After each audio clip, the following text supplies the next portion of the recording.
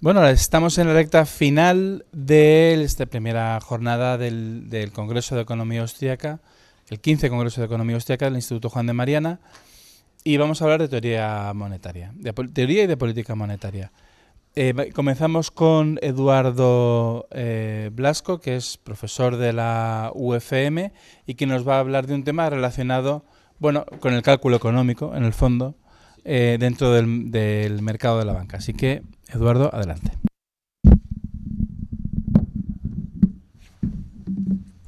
Pues hoy os vengo a hablar del modelo de restricciones presupuestarias laxas, que es un modelo que desarrolla Kornai a finales del siglo pasado, y en este caso lo voy a aplicar a la banca, a la industria bancaria. Entonces voy a hablar tanto de la banca central como de la banca comercial e industrial. Entonces lo interesante de lo que voy a hablar hoy no es tanto el modelo que utilizo, que es un modelo que ya está desarrollado, que es el de las restricciones presupuestarias, tanto estrictas o duras como laxas, sino la aplicación que voy a hacer, que es cómo influye esto en el modelo bancario, en el modelo con una banca central y con un dinero monopolizado por el gobierno. Entonces, para entender bien de lo que voy a hablar, lo primero es entender qué es el negocio bancario, a qué se dedican los bancos. El negocio bancario se puede resumir, una manera de resumirlo que me gusta a mí es estimar la demanda de la liquidez en el mercado, tanto de demanda de dinero como de sustitutos monetarios. Y para eso una de las funciones que tienen es la de la intermediación financiera. Los bancos no son los únicos que realizan la intermediación financiera, pero sí que tienen una posición privilegiada por la regulación que tienen, que ahora veremos cierta de esa regulación, y también por la confianza que hay en ellos. La intermediación financiera consiste más o menos que aceptar depósitos de ahorradores, que serán los acreedores, aquellos oferentes de liquidez, los cuales extienden préstamos a prestatarios, que son los deudores del banco o demandantes de liquidez, y proveen otros servicios financieros. Y también actúan como gestores de cobros y pagos. La gestión de cobros y pagos tiene sentido que la hagan los bancos con el fin de reducir costes de transacción. Y el negocio bancario actualmente opera bajo un sistema mixto. Hay una banca central que ya veremos cómo influye en los bancos comerciales, y también hay un gran control estatal y regulaciones. Es decir, no es ni mucho menos un negocio privado. Y por esto que no es un negocio privado, es por lo que opera bajo restricciones presupuestarias laxas. Este régimen es el régimen imperante en la mayoría de países del mundo. Habrá algunos donde aún sea donde haya más intervención que la actual, pero bueno, en Estados Unidos y Europa, que es principalmente los dos grandes bancos centrales, es así el sistema. Y bueno, para explicar un poco la intermediación financiera, pues si alguien no lo sabe, lo que hacen los bancos es juntar. Tenemos al acreedor y al deudor, y lo que hacen los bancos es hacer de intermediarios financieros entre los activos del acreedor, que es el que quiere comprar activos financieros, y luego los futuros pasivos del deudor. Bueno, aquí he añadido otros activos y otros pasivos porque luego tendrá sentido estos activos y pasivos del banco como intermediario financiero, y también hay un precio por aquí que no estamos viendo, que es el tipo de interés. Pero bueno, esto es un esquema en el que no lo he querido complicar mucho más. Pero bueno, empecemos explicando qué son las restricciones presupuestarias fuertes. Las restricciones presupuestarias es el comportamiento o el enlace que hay entre el comportamiento y la contabilidad de las empresas. Es decir, si la contabilidad de las empresas obliga a estas a actuar de una cierta manera u otra. Las restricciones presupuestarias que llamamos fuertes son la primera, que los precios sean exógenos, los precios del mercado sean exógenos. Esto es más bien una cuestión de grado, porque puede ser que la empresa tenga cierta influencia, depende del tamaño, no es que no tenga ninguna, pero básicamente si es exógeno, si la empresa no determina el precio del mercado, diremos que ahí estamos ante una restricción presupuestaria fuerte. Si el sistema fiscal es rígido, si el sistema fiscal en el que opera la empresa es rígido, si tiene que pagar los impuestos, si no tiene exenciones a los mismos, si hay subvenciones estatales o no. Bueno, si no hay subvenciones estatales, diremos que es una restricción presupuestaria fuerte. Sin crédito, esto también de nuevo es una cuestión de grado, o sin una inversión externa a la propia empresa, lo cual también es una cuestión de grado. La primera, cuarta y quinta condición son de grado porque luego en el modelo de Kornai veremos que acepta las restricciones presupuestarias medio fuertes. Entonces son las que sí que la empresa tiene algo de poder sobre el precio, o sí que tiene cierta facilidad para obtener crédito, o sí que acepta cierta inversión. Pero estas son las restricciones que plantea Cornay, y estas son las consecuencias de que una empresa opere bajo estas restricciones. La primera es que la supervivencia depende exclusivamente de los resultados de las ventas de la empresa y los costes de los inputs de la misma. Que el crecimiento, de nuevo, depende de lo mismo, de si hay una inversión interna subordinada a los beneficios. Los ajustes de precio que va a hacer la empresa tienen que ser ajustes internos. Es decir, la misma empresa tiene que ajustar sus costes y los precios de venta a lo que le determine el mercado. Es decir, si está perdiendo dinero, pues intentar ajustar los costes. O si cree que puede ganar más, vender más alto. Luego la incertidumbre, que quien asume todos los riesgos es la propia empresa, no se externalizan, se internalizan los propios riesgos que va a asumir la empresa. ¿Por qué? Porque no recibe unas subvenciones como las que hemos visto, no recibe exenciones fiscales ni nada de eso, sino que es la misma empresa la que tiene que costear sus riesgos en caso de que no le salgan correctamente. Y luego la demanda de la empresa, es decir, la demanda de la producción de la empresa es finita y dependiente de los mismos precios del mercado. Luego, por otro lado, aplicado esto a la banca, vemos que las restricciones mismas son el tipo de interés de mercado. Es un tipo de interés, de normal podemos hablar del tipo de interés de la banca, actualmente podemos decir que el tipo de interés del Banco Central es 1, pero el tipo de interés natural o de mercado sería otro distinto. Aquí, si la banca operase bajo restricciones presupuestarias fuertes, operaría únicamente bajo el tipo de interés que determina el mercado, no habría alguien fijando este precio. Luego, si el sistema fiscal, lo mismo, si es rígido, si la banca no tiene exenciones o no tiene privilegios por ser de la industria de la banca. Si no hay rescates, es uno de los puntos más fuertes, el de las subvenciones. Si la banca opera sin rescates o sin esperanza de rescates. A lo mejor los rescates no están garantizados, pero si la banca opera con la expectativa de que va a haber un rescate, entonces ya diremos que no opera bajo restricciones presupuestarias fuertes. Si el crédito que adquiere, lo adquiere o no fácilmente. Si no lo adquiere fácilmente o no con tanta facilidad, entonces diremos de nuevo que opera bajo restricciones presupuestarias fuertes. Y si no hay una inversión externa garantizada, si la inversión externa depende de lo que pueda conseguir la misma industria de la banca y no de un tercero. Entonces, bueno, consecuencias, si la banca operase bajo unas restricciones presupuestarias fuertes, se cumpliría la regla de oro de la liquidez, que es la regla de oro de la banca, que es que la banca limitaría la emisión de activos financieros según la calidad de los mismos activos, no emitiría por emitir. Entonces garantizaría la liquidez, cada empresa garantizaría su propia liquidez.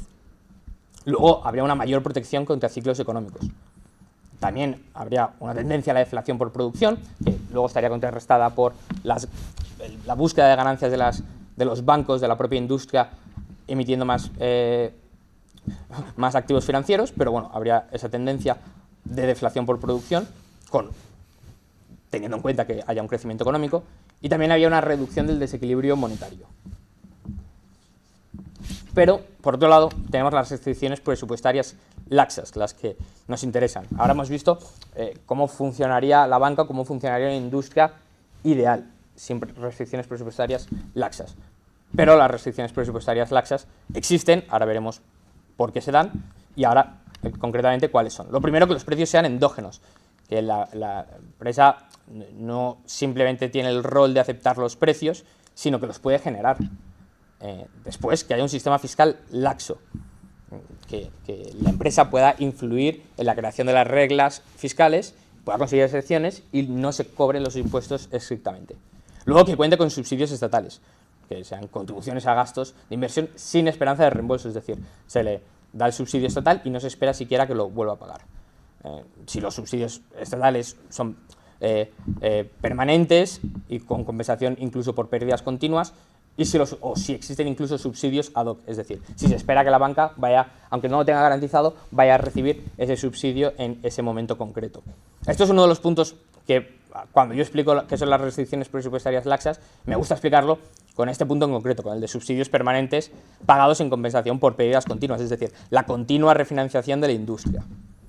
Luego también, otro punto, otra de las restricciones laxas, es que el crédito sea fácil o demasiado fácil y que la empresa lo consiga sin garantía incluso de devolverlo, es decir, que en este caso la banca pueda conseguir crédito para sus operaciones sin tener la garantía de que lo va a devolver.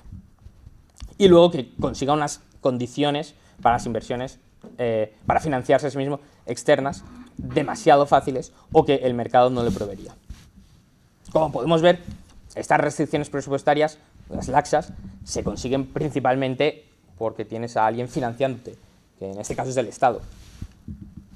¿Y cuáles son las consecuencias para una industria de operar bajo restricciones presupuestarias laxas? La primera es que la supervivencia ya no depende de la propia empresa ni de si puede cubrir gastos o no, depende de la voluntad del tercero del que le financia la empresa.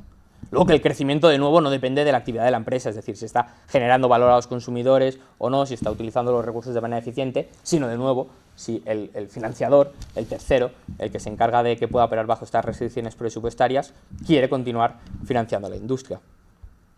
El tercer punto es que no se ve bajo la obligación de ajustar los precios, no tiene que ajustar sus precios a los precios de los inputs con los que opera. Y luego que hay una mayor incertidumbre.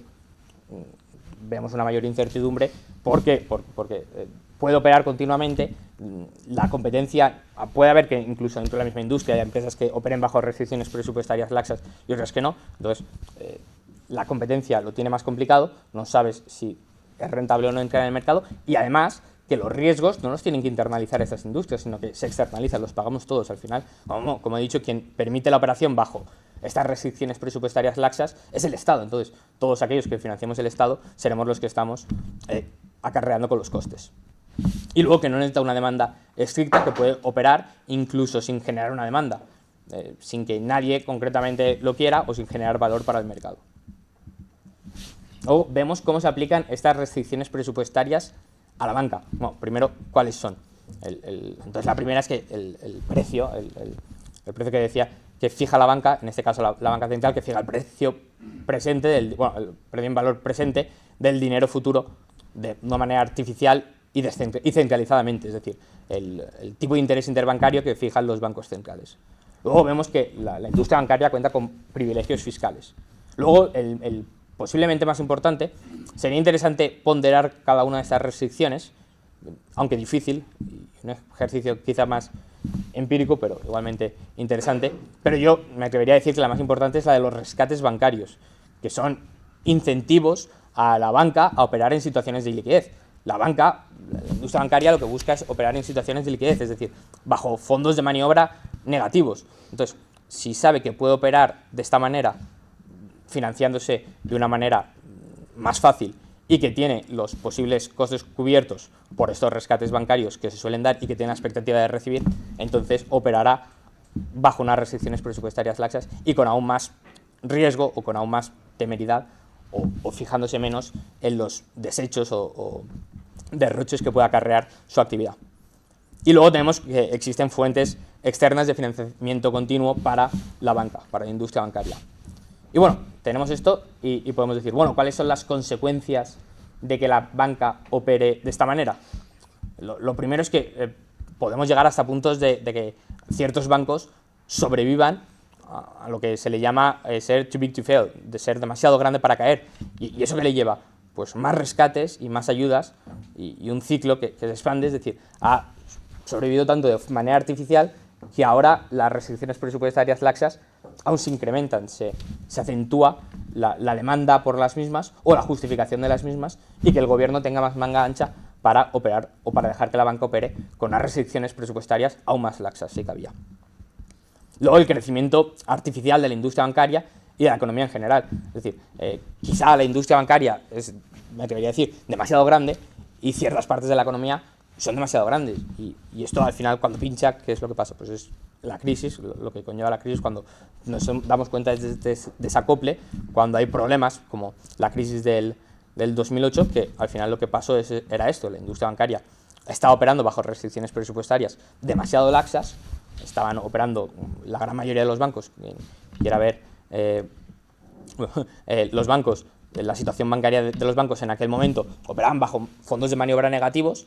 Entonces, eso lo que llevó era un crecimiento artificial de la industria bancaria y el problema principal de esto es que se expande y al resto de la economía. No es como otras industrias en las que al operar bajo restricciones presupuestarias laxas ese problema se concentra ahí, sino que el problema de la banca, o lo que me parece más interesante y relevante de la banca, es que se expande al resto de industrias de la economía, incrementando el problema, no se queda solo en la misma. Luego vemos que hay ajustes de precios bajo tanteo, con la incertidumbre que lo mismo lleva, es decir, ahora puede salir Powell en la Reserva Federal y decir, bueno, estamos esperando que vamos a subir esto, y depende de cómo actúe el mercado, sube el tipo de interés un poco más, o lo baja, o no lo sube, o decide cómo actuar, va con tanteo, hay una mayor incertidumbre, se crea una mayor incertidumbre en el mercado, que al final más incertidumbre siempre crea menor inversión. Entonces, no hay unos precios que se puedan esperar, que sean fácilmente previsibles, sino que dependen de la voluntad del banquero central, y esto, a su vez, conlleva una gran incertidumbre. Y luego que se asumen riesgos extraordinarios, que es yo gano, cruz tú pierdes. Los bancos pueden permitirse de no operar a pérdidas o en situaciones de liquidez hasta que se descubre, hasta que el banco ya explota, revienta, por así decirlo. Hay correas bancarias, hay crisis, bancarrota de los propios bancos, y ahí es cuando ya se forman las grandes crisis financieras, como la que vimos en 2008. Pero todo esto ¿por qué? Porque han podido asumir esos grandes riesgos, o porque esperaban que al asumirlos no iban a internalizarlos, no iban a internalizar el coste de hacerlo, que es efectivamente lo que sucedió. Luego nos podemos preguntar, bueno, ¿y por qué se le permite a la banca comercial y a la banca central? Es decir, ¿por qué hay una banca central o un monopolio del dinero que permite a los gobiernos permite a los gobiernos permitir a la banca comercial operar de esta manera? ¿Y por qué hay una banca central? Bueno, pues en primer lugar, es parte, como decía, es por el gobierno, porque tiene el monopolio sobre la emisión de la moneda. Y nos podemos preguntar, bueno, ¿y por qué el gobierno tiene el monopolio sobre la emisión de la moneda si vemos que esto va a llevar a que la industria bancaria opere bajo restricciones presupuestarias laxas y todos los problemas que hemos visto y más que voy a enumerar posteriormente? Bueno, la hipótesis primera es que hay coste de transacción.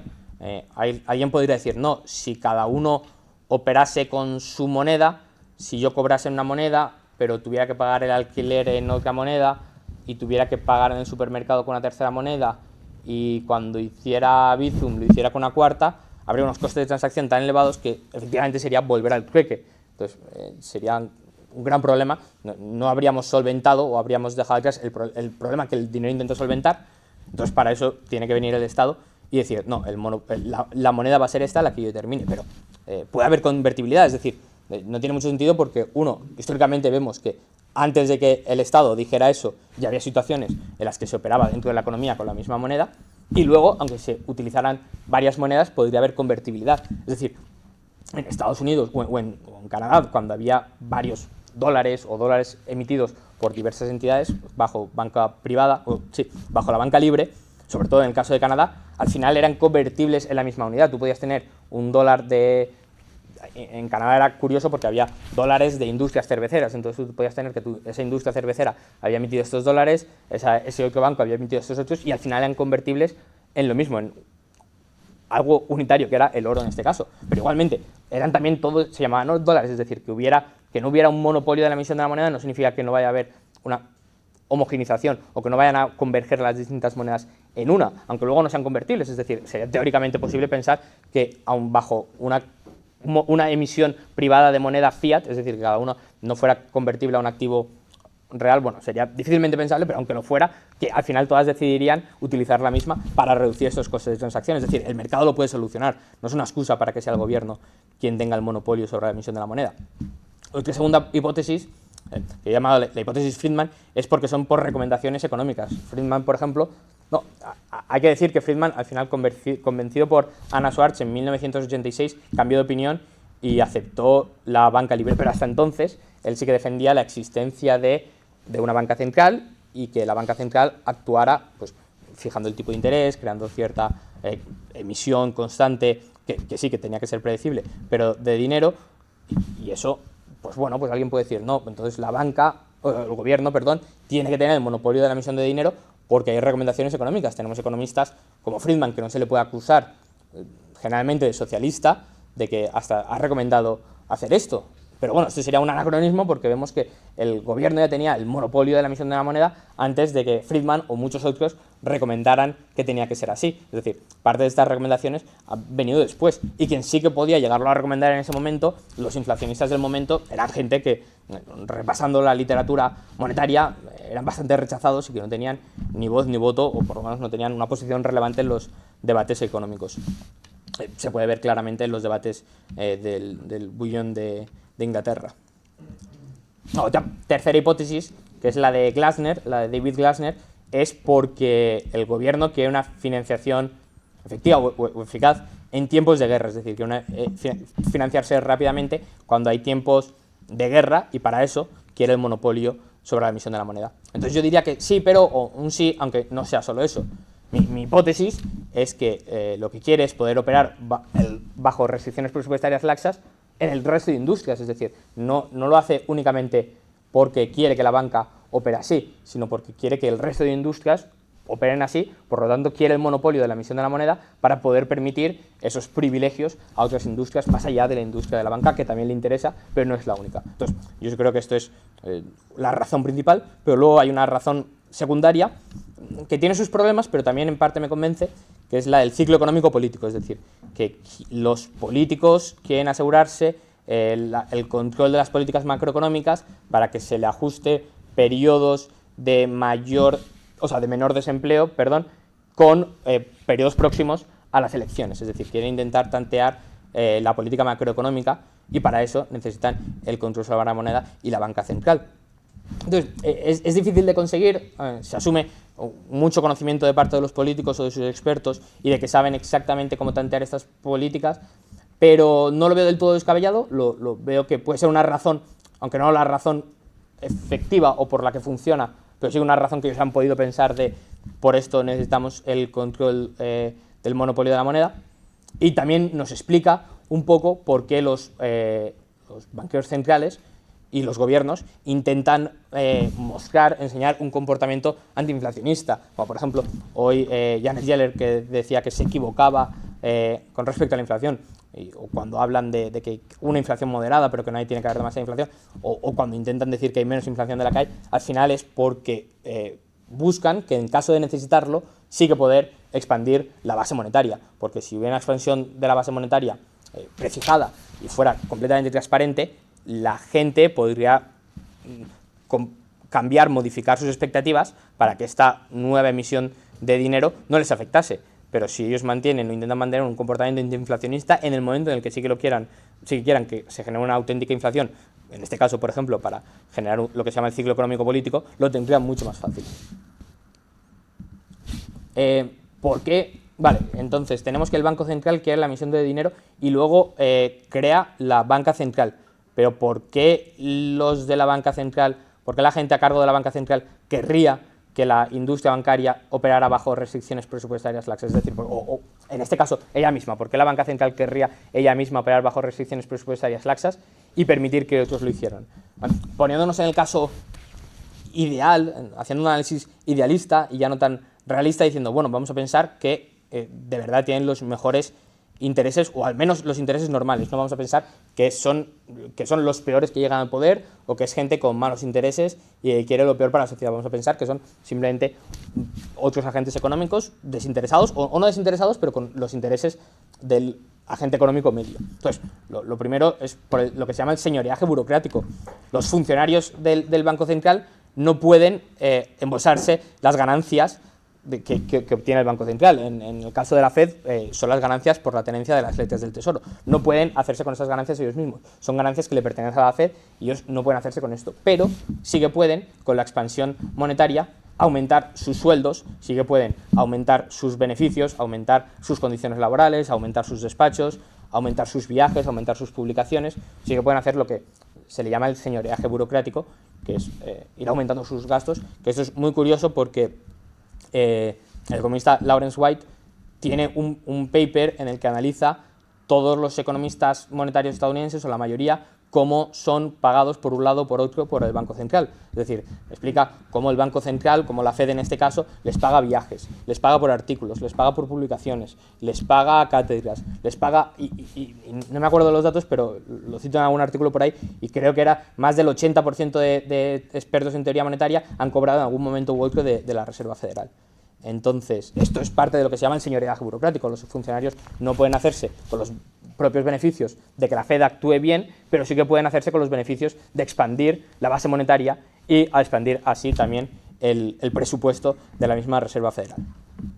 Y luego también que hay competencia entre proyectos de banqueros centrales, es decir, si yo tengo un banquero central que está dispuesto a hacer lo que el gobierno le diga, y tengo otro banquero central que es el que está a cargo, pero no está dispuesto a seguir sus ideales, sus instintos, o lo que él cree que es correcto, aunque vaya en contra de sus ideales e instintos, pero lo que cree que es correcto, en este caso, el gobierno tiene la capacidad de cambiar a uno por otro. Entonces, si un equipo de trabajo no le complace, no complace al gobierno, no actúa como el gobierno espera, se puede cambiar. Entonces, el equipo tiene el interés de seguir los propios intereses del gobierno, que, de nuevo, eran estos intereses de continuar aumentando la base monetaria y continuar permitiendo a la Reserva Federal y a los otros bancos operar bajo las restricciones presupuestarias laxas.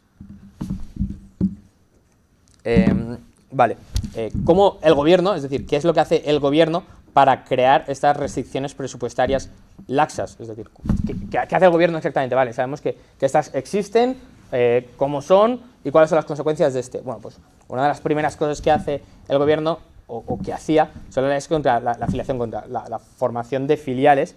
Esto ya no es tan típico, pero sí que lo era bastante en Estados Unidos. De hecho, en la llamada época de la banca libre de Estados Unidos no lo era, había grandes leyes contra la afiliación de bancos, no se podían unir, y esto era lo generaba el gobierno, y entonces creaba estos problemas a la hora de... Porque había algunos que sí, es decir, tenías a la Reserva Federal que actuaba con unos privilegios y a otros que no, es decir, problemas dentro de la misma, o desigualdades dentro de la misma industria.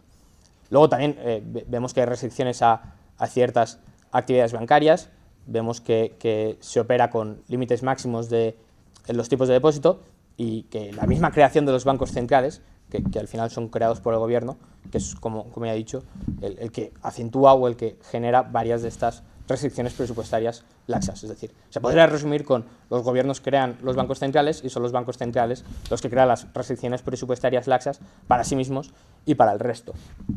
Esto la crean a través de una fijación de un tipo de interés interbancario, es decir, fijan el precio endógenamente, también el porcentaje de reserva, los bienes que compran en las operaciones de mercado abierto, las operaciones de mercado abierto, en estas mismas deciden que comprar unos bienes, otros deciden hacer un nivel de tapering u otro, y aquí en todo esto están incurriendo en problemas de cálculo que la misma banca central desconoce, porque ella misma opera bajo los términos que ella misma se pone. Entonces, al operar bajo estas restricciones presupuestarias laxas, ella misma y la otra banca no tiene capacidad de saber exactamente cuáles son los precios que debería haber en la industria bancaria, cuál debería ser el tipo de interés, por ejemplo, o el porcentaje de reserva adecuado. Otra cosa, aquí volviendo al papel del gobierno central, una de las más importantes, que aquí la he omitido pero no debería haberlo hecho, es la creación es el rescate de bancos. Con el rescate de bancos, como vemos, los bancos saben que pueden operar de una manera más temeraria, es decir, sin cumplir la regla de oro de la banca, estando en situaciones de liquidez, haciendo descalce de plazos, que es lo mismo que operar bajo fondos de maniobra negativos, porque saben que el gobierno les va a garantizar estos rescates a cambio de lo que ya hemos visto que beneficia al gobierno. Bueno, vemos que las consecuencias de este efecto son de dos tipos. Están las endógenas, las de la propia industria, y nos podemos preguntar, bueno, ¿por qué hay consecuencias? Bueno, no hay consecuencias porque la teoría cuantitativa del dinero, o por lo menos la versión más mecanicista de esta, no se cumple. Eso es una manera de ver que no se cumple. Si se cumpliera, entonces, bueno, exagerando un poco, pero cualquier oferta de dinero sería la correcta, simplemente con que los demandantes, los agentes de la economía acoplaran las expectativas rápidamente, pero como la oferta de dinero, bueno, según la teoría cuantitativa del dinero, la oferta de dinero es exógena y la demanda es endógena, es decir, la demanda sigue a la oferta, no debería haber estas consecuencias. Pero como la teoría cuantitativa del dinero, o por lo menos su versión más mecanicista, aquí vemos fácilmente que no se cumple, sino la teoría clásica del dinero, o cualitativa, como la llaman algunos, sí que se cumple, que es la demanda es lo que es exógena y es la oferta la que debería seguir. Es decir, por eso he dicho al principio que los bancos deben estimar la demanda de liquidez, es lo que deberían hacer en un contexto de restricciones presupuestarias duras. Pero como vemos que aquí no se da, la teoría clásica del dinero no es que no se dé, sino que va a haber desequilibrios constantes porque no se está siguiendo cómo funciona el dinero. Es decir, hay una demanda y la oferta es la que debería seguirlo. Luego vemos que, de nuevo, hay problemas estimando la demanda de liquidez. Esto en un mercado, en un sistema de banca libre, sería fácilmente calculable, o se podría estimar con un mecanismo mucho más sencillo a través del reflujo de Fullerton. ¿Por qué? Bueno, porque al final la gente prefiere tener su dinero en un activo financiero que le dé tipos de interés, como es la cuenta corriente, que en uno que no, como es el efectivo. Entonces, si emites demasiado, la gente te lo devolverá, se lo devuelve al banco para sus depósitos. Entonces, el banco empieza a sufrir pérdidas y sabe que ha emitido demasiado. Un mecanismo que aquí no existe. Luego vemos que no hay limitaciones efectivas al comportamiento de la banca, sino que son relaciones actuariales, es decir, hay una relación contable, sí, pero esto no importa a la banca cómo tiene que actuar. Mientras que en restricciones presupuestarias duras sí que la relación contable obliga a la banca a actuar de una manera u otra, bajo restricciones presupuestarias laxas, no.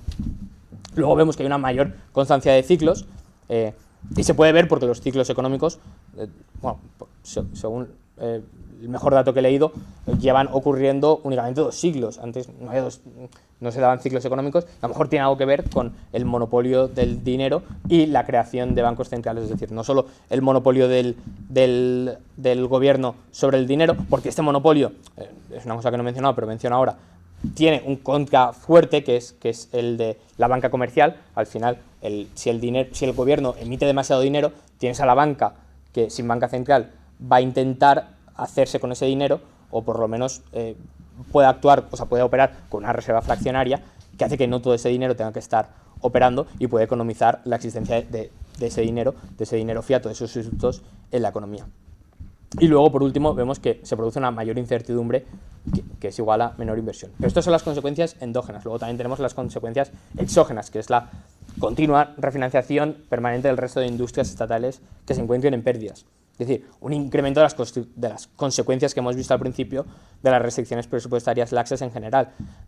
Si las restricciones presupuestarias laxas solo se dieran en la industria alimenticia, tendría unos problemas y graves, pero por lo menos no veríamos este movimiento o esta exacerbación de una industria a las otras, como sí que es el caso de la banca. Y luego, por último, más errores de cálculo. ¿Por qué? Porque al aumentar las restricciones presupuestarias laxas bajo las que operan las otras industrias, también aumentan sus errores de cálculo y, por tanto, vemos que se opera bajo una economía menos eficiente y más derrochadora. Entonces, hasta aquí la presentación.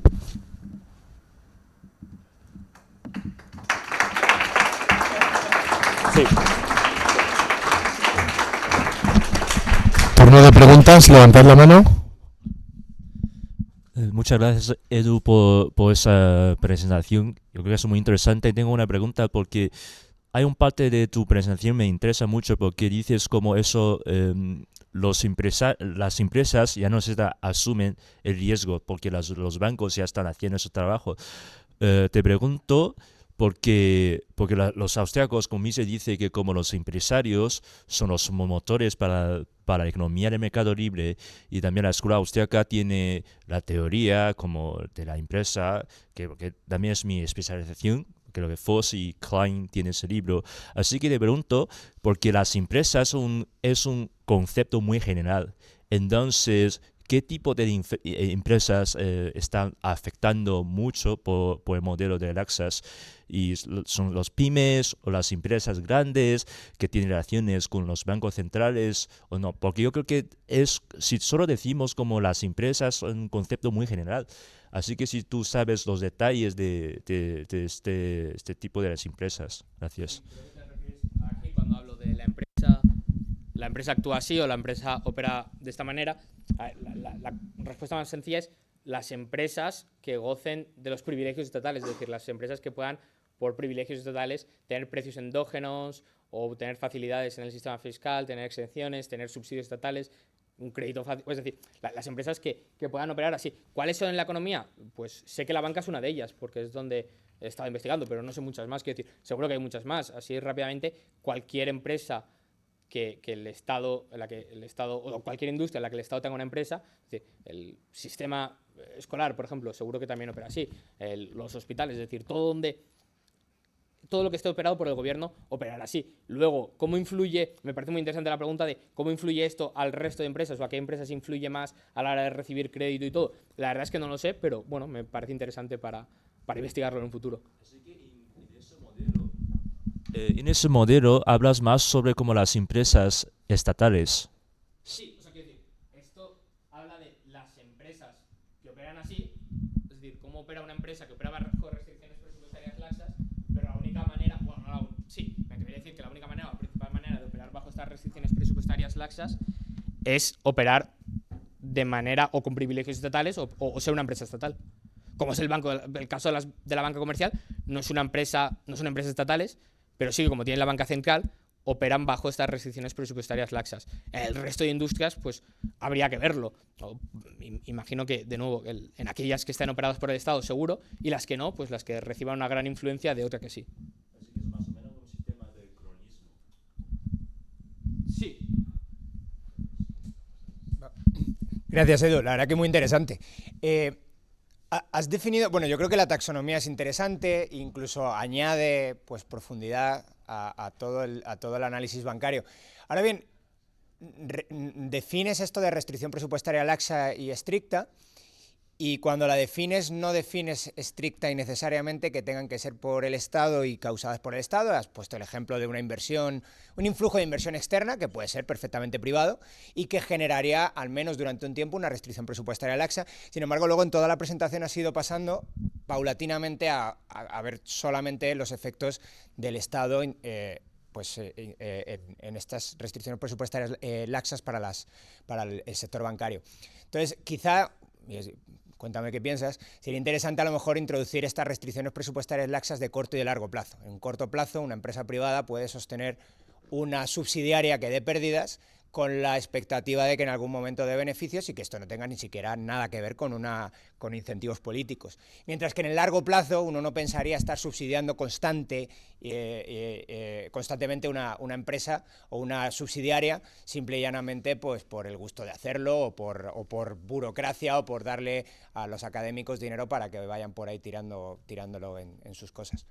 Entonces, bueno, básicamente sería eso. Bueno, y luego si quieres comentar brevemente, algunas veces esos precios exógenos que estabas comentando con Grado, a la banca la pueden matar. La banca está muerta en Japón desde hace 3 siglos porque el tipo de interés está en casi cero, el tipo de interés del Banco Central, que luego impacta en todos los tipos de interés.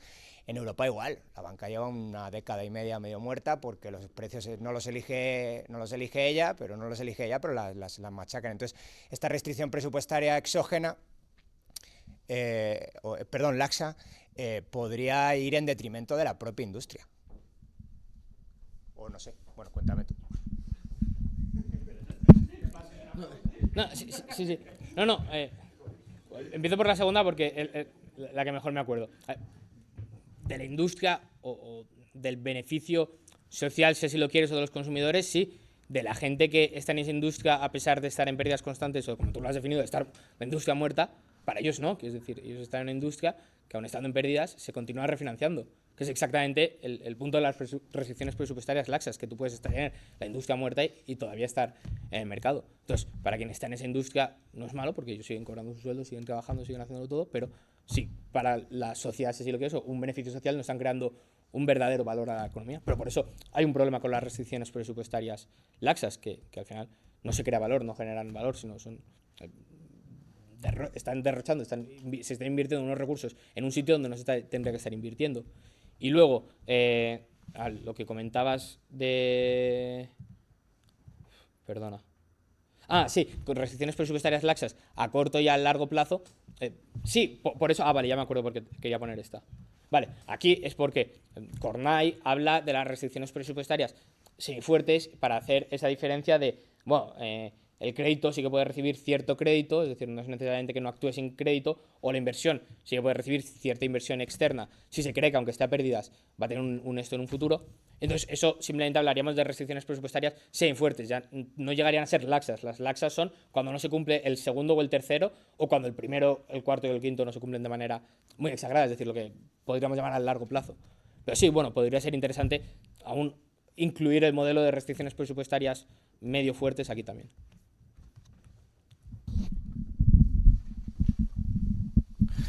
Gracias, Eduardo, muy interesante.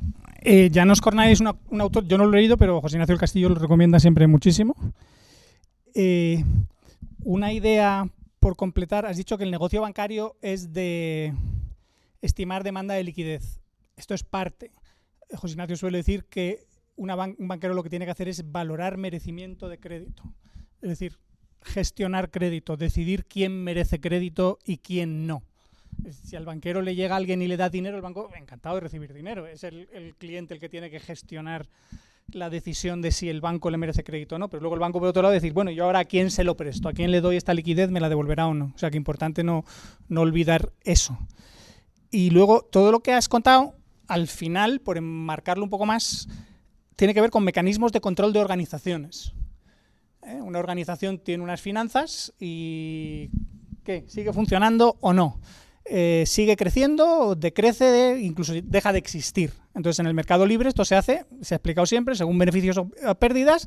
Cuando te aproximas a los fondos propios cero, es decir, cuando tus fondos propios van decreciendo y te arriesgas a que sean cero o negativos, pues por protección de los acreedores, y cuando la entidad, esa organización suspende pagos, pues se hace un concurso de acreedores, si hace falta administración concursal, se reestructura lo que haya que reestructurar y eventualmente se liquida. Pero el intervencionismo lo que hace es ir contra esto, contra este mecanismo, digamos, impersonal automático con una serie de reglas claras y decir, esta entidad yo quiero mantenerla. ¿Por qué quiero mantenerla? Por todas las causas que has dicho, porque me financio barato, porque así puedo darle un chute a la economía y garantizarme un triunfo electoral, o si no garantizármelo, incrementar las posibilidades. Entonces, son organizaciones con muchísimo poder, la banca, porque no solo es que gestionen todos los cobros y pagos, es que gestionan todas las finanzas de una economía y eso son cantidades de dinero y riqueza brutales. Entonces, el que controla eso tiene un poder brutal y no van a querer soltarlo. A veces no son solo los políticos los que mandan, aunque ahora van a volver a aparecer políticos, sino que son los acreedores que se supone que eran los que estaban protegidos por los concursos de acreedores, por parar el funcionamiento de la empresa para protegerlos, ahora se protegen de otra manera. Digamos, garantizando conexiones políticas y diciendo, yo le presto a este banco, pero tú me lo garantizas.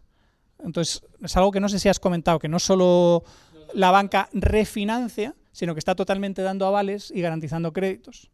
¿Qué pasó en la crisis del 2008? ¿Por qué culpaban a los alemanes? Con razón. Porque los alemanes habían dado grandes cantidades de dinero a bancos españoles, a cajas españolas, bancos públicos, con la promesa del Estado español de que aquello no podía quebrar. O sea, que hay un subsidio no solo en el tipo de interés, sino en las garantías en caso de que aquello fracase.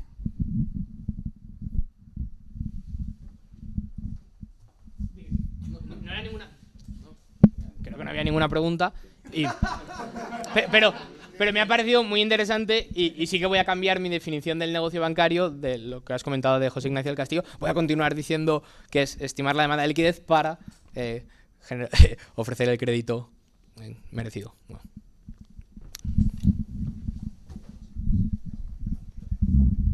Soy húngaro y un poquito de español, pero bien. Kornai tenía una muy interesante discusión en el año 80 y 82, después de publicar el libro que usas, con un otro economista húngaro. Está publicado en húngaro y no sé qué fue traducido en inglés. Y en esta discusión ha planteado una paradoja muy interesante.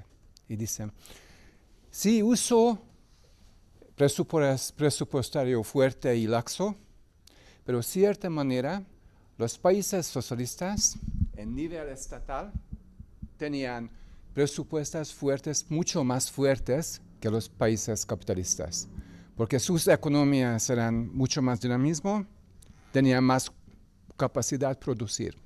Aunque yo he escrito el libro sobre el socialismo, pero las economías nacionales trabajaban bajo una muy fuerte presupuesto, mientras las compañías tenían laxas.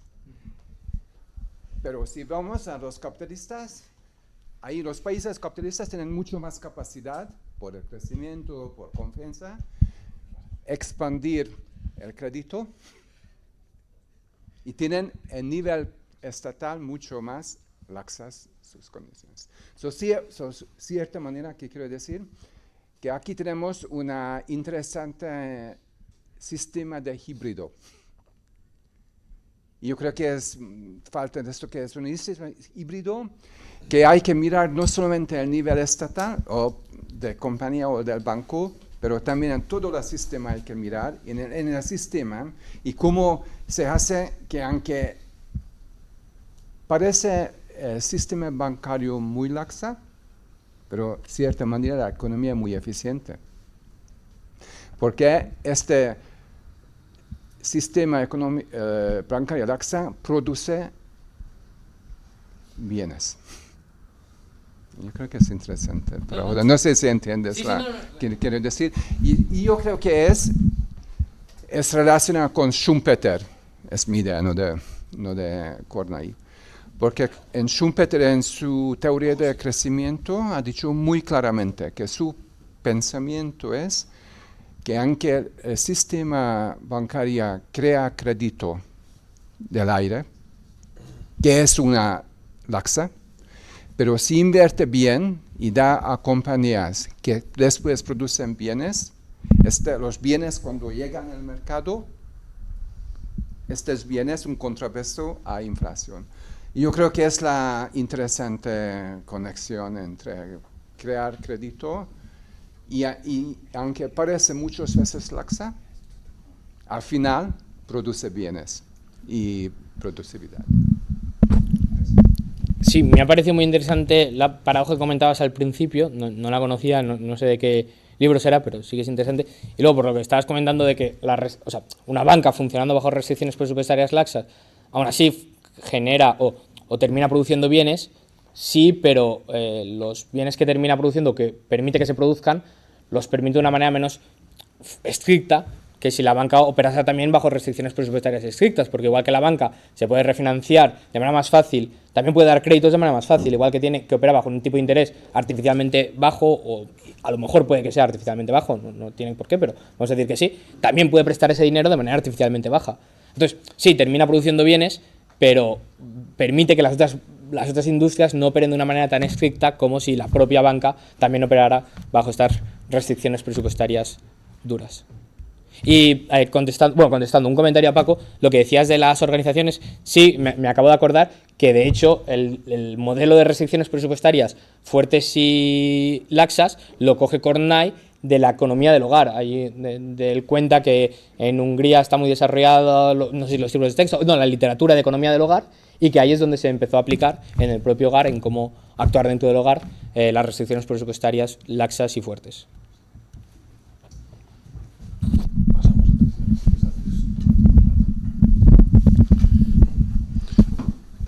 Bueno, abundando en este nexo de hablar de la confianza y porque en la anterior ponencia se habló de la confianza y de la honestidad, y el sistema financiero y la banca pues creo que tiene mucho protagonismo en defender este tipo de valores. Las restricciones presupuestarias laxas merman la confianza en el sistema. Desde luego parece que hay bastantes tentaciones para sentirse cómodo en ellas por quien se pueda beneficiar en ese sentido.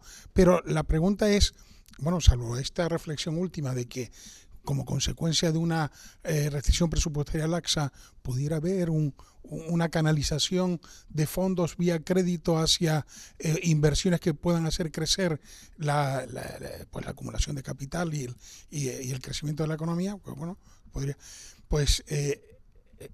la laxitud vulnera, digamos, merma la confianza, conviene huir de ella, porque creo que que sería bueno. Y luego, por otro lado, hay una pregunta que los precios aquí, aquella diapositiva en donde pusiste las restricciones presupuestarias laxas, ¿cuáles son? Me ha sorprendido ver en el punto 1 los precios endógenos, ¿no? Los precios endógenos es una elección, son elegidos por la propia empresa, no vienen no son precios aceptados exógenamente. Estos precios endógenos son un objetivo que se persigue por la propia banca, no es una restricción, digamos, a la cual está sujeta, ¿no?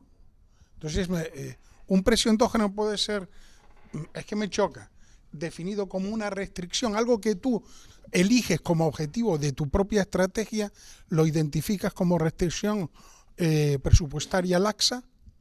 Esta es la pregunta.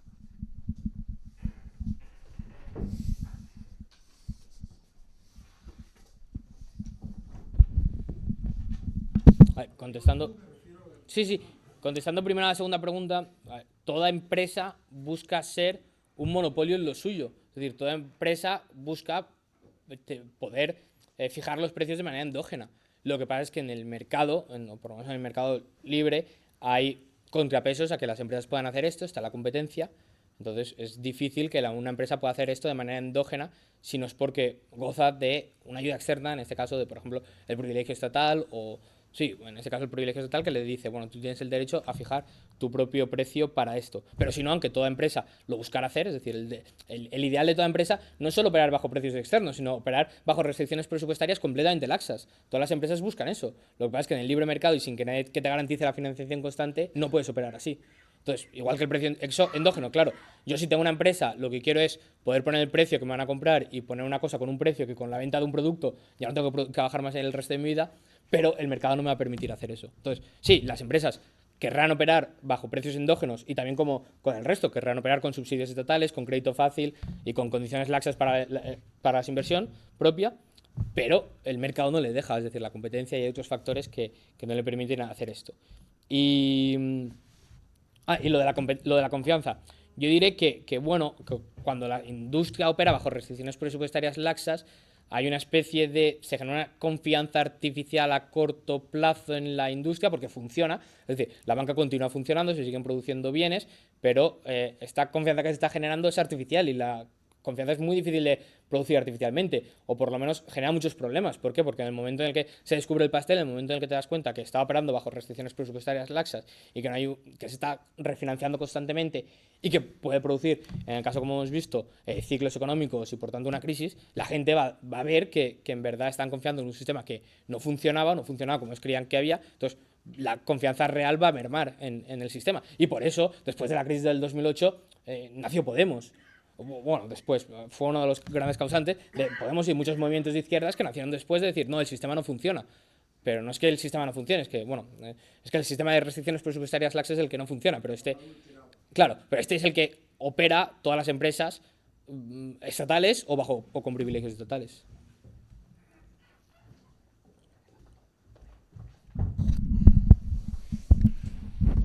Por aclarar una cosa sobre precios endógenos y exógenos, con lo que has dicho al principio de que hay cosas que son de grado, no es que los precios sean endógenos o exógenos 0, 1, sí o no, sino que las entidades tienen más o menos poder de fijación de precios, tienen más o menos poder, llámalo de mercado o poder político de intervención. Luego me parece curioso que en economía, cuando a menudo se habla de precios, pero la gente se olvida de hablar de cantidades. Si fijas precios o alteras precios, las cantidades van a cambiar. Entonces, si un precio es demasiado bajo, pues puedes tener muchos compradores pero menos vendedores. Entonces, una intervención que convendría que añadieras es cómo se subvencionan o cómo se fuerzan cantidades. Entonces, la banca, ¿qué trucos tiene el Estado para que se compre esa deuda pública, aunque esa deuda pública tenga un tipo de interés muy bajo? Obligar, por ejemplo, a fondos de pensiones a tenerlas.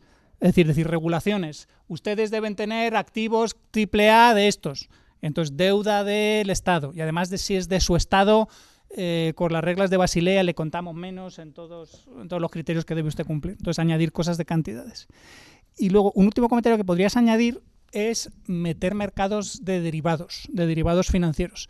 Todo esto es finanzas, digamos, la capa fundamental. ¿Y qué vigila a las finanzas en la capa fundamental? La segunda capa, que son los mercados de derivados. Entonces tú puedes tener... Nassim Taleb suele hablar mucho de opcionalidad. Y dices, ¿qué es lo que quieres tener en el mundo al final? Opcionalidad. Es decir, poder elegir. Si no lo tengo, poder tener la opción de tenerlo, poder tener la opción de comprarlo. Entonces, si la banca privada quiere tener la opción de financiarse a ciertos precios en el futuro, estupendo, pero que la pague. O sea, el sistema actual lo que hace es, antes he dicho que regala avales, también regala opciones. En la crisis de los 2000 se habló del Greenspan put, el put de Greenspan que le había regalado a todas las empresas, es decir, os voy a comprar lo que me deis, y os lo voy a comprar a precios altos, que no son los que os estaría pagando el mercado. Entonces, simplemente explorar en esto cómo todo eso, esa segunda capa de control de los presupuestos de restricciones, también se pervierte.